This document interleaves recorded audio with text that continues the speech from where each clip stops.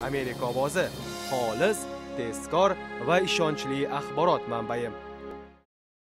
Dasturimiz davom etadi. 6 noyabrda millionlab fuqarolar saylov varaqalarini to'ldiradi. Ovozlar berilgach, saylovchilar kollegiyasi ishga kirishadi. Nasiba Tohir bu organ ahamiyati haqida hikoya qiladi. Amerika konstitutsiyasiga 1787-yilda asos solingan. Odamlar Yevropaning biror davlatida fuqarolar rahbarni bevosita saylagan emas. Shu bois konstitutsiya mualliflari ovoz berishni ikkiga bo'lgan. Xalq saylov varaqasini to'ldirgach, bu ma'lumot kichik bir guruh, ya'ni saylovchilar kollegiyasiga oshiriladi. Asosiy saylovdan keyin bu guruh o'z shtatida majlis qilib, prezidentni tanlaydi. Saylashga vakil qilingan bu odamlar soni har bir shtatdagi kongressmenlar soniga teng, ya'ni senatda 2 kishi, vakillar palatasida ko'proq. Bu vakillar, ya'ni tanlovchilar bir ovozdan bitta nomzodni yoqlaydi. Jami 538 kishi.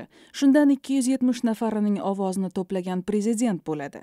Hech bir nomzod buncha tarafdor yig'a olmasa, konstitutsiyaga ko'ra vakillar palatasi prezidentni tanlaydi. 200 yildan oshibdiki, hali bunaqasi bo'lgan emas.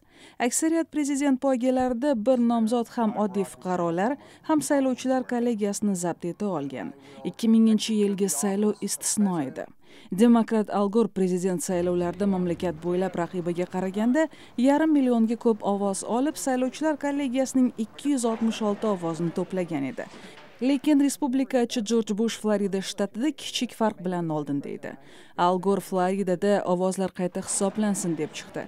Bush bu qarorni savolga tutib Oliy sudgacha bordi.